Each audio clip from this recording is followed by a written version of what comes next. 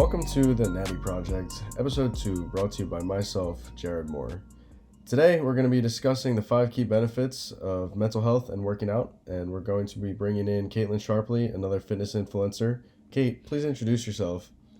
My name is Kaitlyn Sharpley. I'm 22, and for a job, I'm a fitness influencer, and I also am taking my certified personal training courses so that I can be a certified trainer. Great. So it sounds like there's a lot of knowledge there. Could you please, real quickly, just kind of dive into your expertise in the field of fitness a little bit? All right, I am halfway finished with my courses, so I've learned a lot from that, and I've been going to the gym for about 3 years now. I've gone through the phase of just doing whatever workouts I find on the internet, and now I have a pretty structured workout split that's 6 days a week. So, And what is your relationship like in terms of mental health with the gym? the gym is like my therapy. So, when I'm anxious, when I'm sad, when I'm stressed, when I'm angry, I just go to the gym. And it doesn't have to be like a crazy workout. Sometimes it is something super intense. Sometimes it's just a really good lift. But sometimes it's just a little walk and stretch. But just going to the gym always improves my mental. Right. All right, so let's dive into the 5 key benefits that we're going to be talking about today. The first benefit is stress reduction. So, tell us a little bit about stress reduction, what you've learned about it, how it benefits you, and how it can benefit anybody that's listening. Well, most of you are probably in college, or if you're in college, working, any of that. There's a lot on your plate, and going to the gym, even if you just make the time to go in the morning, it doesn't have to be super long. It could be literally 30 minutes. I personally go a little bit longer than that, but it just kind of clears my whole mind because I'm focused on myself, my workout, getting stronger physically, mentally, emotionally, and there's nothing else that I have to worry about for that set of time.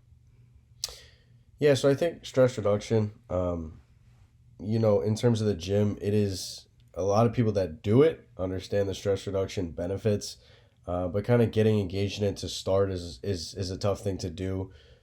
You don't really know the stress reduction benefits until you're fully involved in the gym and you find that structure, which we'll talk about in a little bit, and the benefits of that.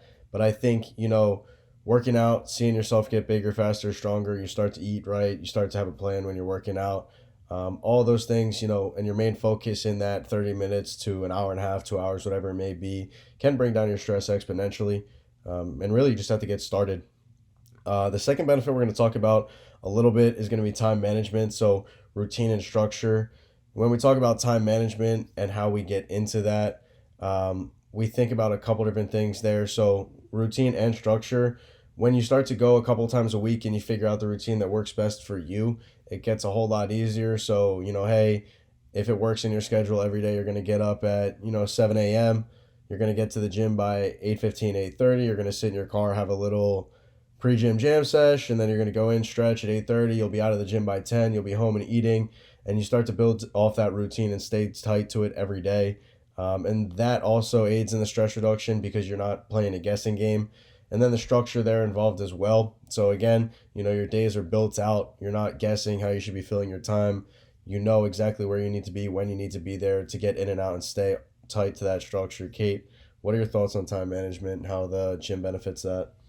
Um, so, what I hear a lot is that people say that they don't have time, and it really does just come down to time management. So, I was personally working out.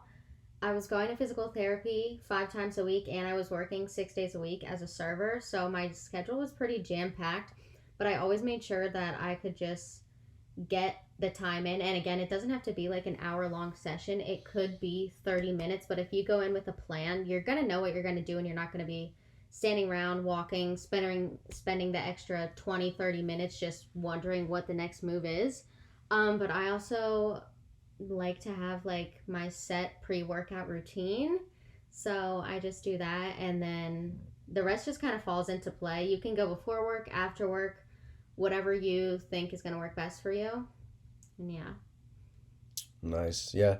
And I think to kind of wrap up the time management aspect, you really do have to figure out what works best for you, and it's just a matter of getting started. Everybody's different. Some people are going to train 3 times a week and find benefit in that, and they'll be able to structure that into their life. Some people, whether we agree or disagree, some people are going to work out 7 days a week, and they have a plan and they build the structure off that. It is really ultimately up to you and how you figure it out and what works best in your life.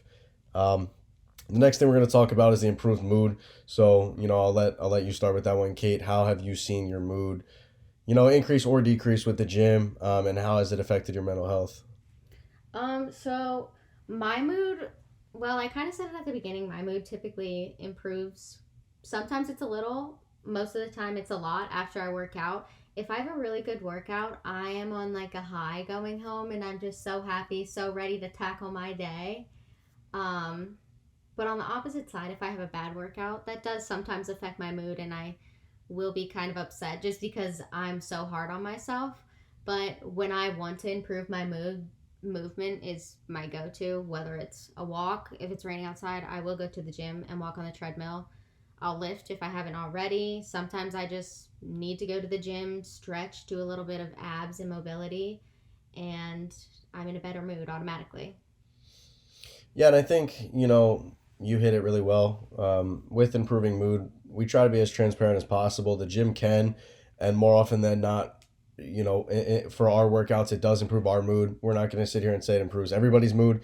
Um, it is more common that it does, but at the same time, there's a possibility that it doesn't if you have a bad workout or you're feeling sick, you get hurt, whatever it may be. There's a lot of different ways it can decrease your mood, but more often than not, it is something that can improve your mood. And, Kate, if you want to talk a little bit how your body reacts to endorphins and everything like that, the scientific side of the mood improvement. So when you work out and you're getting that movement, you're getting a sweat on, it will release a bunch of endorphins and it will bring some serotonin to you. So, more likely than not, all of your hormones are elevated after your workout, um, female and male. So, it's not just like one or the other. And you will feel much better. A lot of the times, like if I don't want to work out, I will think about that afterwards feeling and how proud of myself I am and how happy I am after the gym. And that's my motivator. But yeah, there is tons of research and tons of science that the endorphins will actually boost your mood after you get some movement in. Yeah, and with everything, we encourage everybody to do their own research. If you don't understand the body side of things, and how it actually works internally, do your research, figure it out yourself. We'll give a little bit of guidance, but everybody kind of has to build that out themselves and really get a better understanding of how it actually scientifically improves your mood. So awesome input there. Moving on to the enhanced self-esteem. When we talk about that, um, what have you noticed? How can it enhance your self-esteem? What can somebody learn about self-esteem and how the gym plays a role in that? Okay, so instead of self esteem, I'm just going to use like self confidence and like my confidence in myself. The terms are exchangeable, so. But I started out the gym. I was self conscious of my body and I wanted to be the smallest that I could possibly be, actually. And that quickly turned into me wanting to be stronger. And of course, once you get into the gym, you're going to realize that you're always wanting to get stronger, you're always wanting to do better and be better, but you become so confident in who you are because the more that you go to the gym, the more promises you're keeping to yourself. And obviously, the better your mental and physical health gets, and you just become a more confident person. You know what you're doing, you're working on yourself for yourself. And yeah, so now I just want to keep growing my muscles. I feel good, do good, feel good, look good. That's my motto. So that's what I go by. I'll kind of hit on a little bit, the self-esteem term, but again, like Kate said, they are interchangeable. They do go hand in hand with each other in essence. In terms of self-esteem, when you set goals and hit goals, and when you achieve little mental victories, they do add up over time. So maybe it's to lose 5 pounds, and then you achieve that goal, and then the goal becomes Now you want to bench press, 135, and then you achieve that goal and you build off of that. Now you want to bench press 150. Now you want to bench press your body weight, whatever it may be. You just keep moving and moving and moving, and you keep setting small goals and small goals that are attainable over time instead of setting, it is not. I'm not against setting one large goal. I think everybody should have a very, very large goal that for some people might even be a dream, but you need something really big to keep working towards for when you don't have small goals, but have a small goal every single day. So, hey, I'm not feeling my best today, but I am able to work out. That's a blessing in and of itself. My goal today is just to get to the gym and get a workout in. Great. Now you achieve something. Now you have a mental win under your belt, and it just adds up. Over time, they all build up, and you get one step closer every day, 1% closer to your overall goal, whatever that may be. And everybody has a different goal. Some people may want to lose 100 pounds. Some people may want to become a professional bodybuilder. Some people may want to have the best mental health for themselves that they've ever had in their however many years on earth. Whatever it is, it's different for every person. And that kind of leads us into the fifth and final benefit that we'll be talking about, which is social interaction. One of my personal favorites. So, in having those goals, it's almost a gateway to a conversation with everybody else at the gym because more likely than not, everybody else is in the gym for one reason or another. It may be as simple as, hey, I need to be here just for my overall physical health.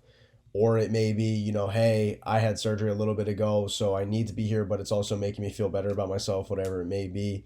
And that's a conversation you can have with people who are open to having those conversations in the gym. And so that social interaction can really benefit your mental health in a lot of different ways. Just kind of voicing issues or concerns you're having, getting feedback from somebody else, or just talking about how well your workout's gone, how well their workout is going, how your goals are going, what your diet's like, looking for advice. There's a million different things you can talk to people about in the gym.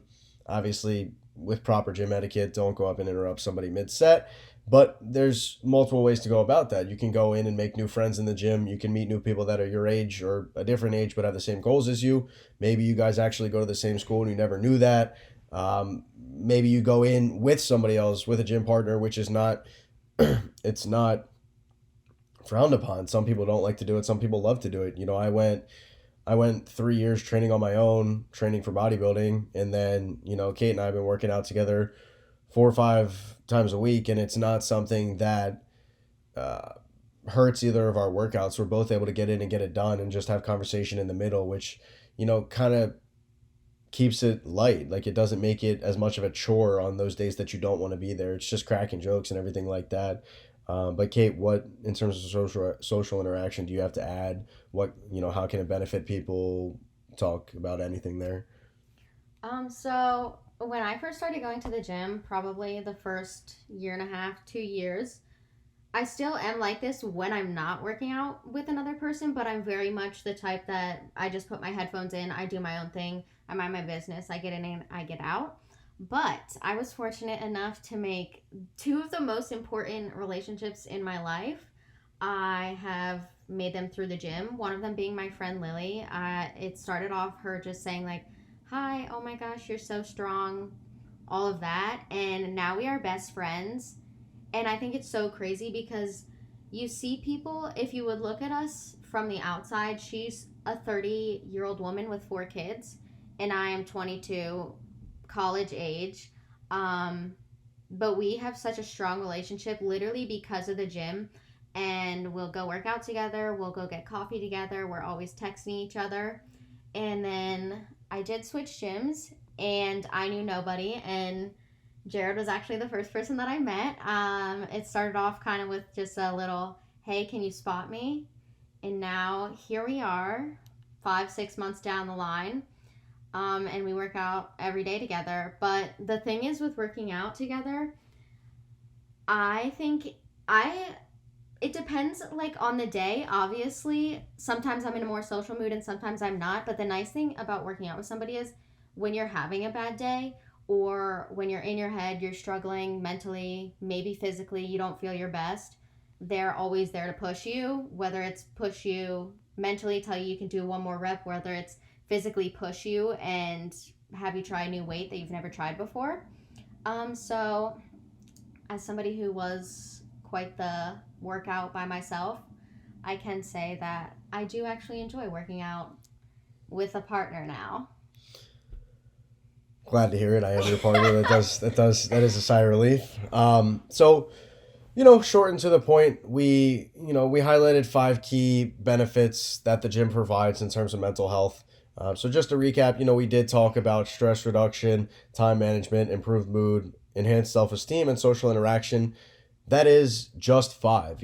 Again, like I said, do your research. If you head to Google, there are thousands of articles on the benefits of the gym and how it translates to your mental health. There are hundreds and hundreds and hundreds of benefits out there specific to the individual. I think just a couple key things that we highlighted to take away, if you take anything away from this at all, would be, set small goals, set daily goals every single day, take little mental victories under your belt to improve your mental health. Talk to people, talk to anybody. Do not hold it to yourself. Anybody who will listen, use them as an asset. You don't need to fill them in on every part of your life, but do express your feelings to other people. You will hit it off with some people, and there will be an interaction there, and they do genuinely care. And then the improved mood. If you're whatever it may be, you have 3 tests today. You were studying for 4 or 5 hours. Go take a break. Go hit the weights for 30, 45 minutes. It does benefit you, and you will feel the benefits walking out of the gym. And then you'll also be glad that you did go and get up to the gym and you held yourself accountable to do that.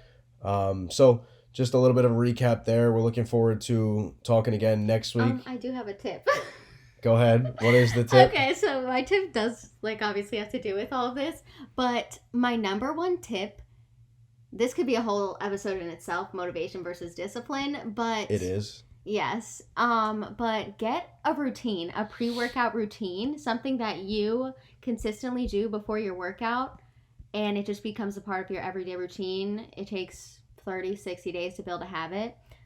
So just make a little pre-workout routine, get your cute workout clothes on, girl or guy, some pre-workout, energy drink, coffee, whatever you want to drink, have a little jam session, put your headphones in and go to the gym, and it will just become a part of your everyday ritual. That is a great tip. Yeah, correct. We will be getting into that later on in the show, down the line in a couple weeks. Next week, we're going to be talking about, what macros are, macronutrients for some of you that are unfamiliar, and why they are important, how they play a role, and everything builds off each other. So believe it or not, your diet and your macro and micronutrients do feed into your mental health. We're going to discuss that a little bit next week. So we're looking forward to that. We'll see you next week.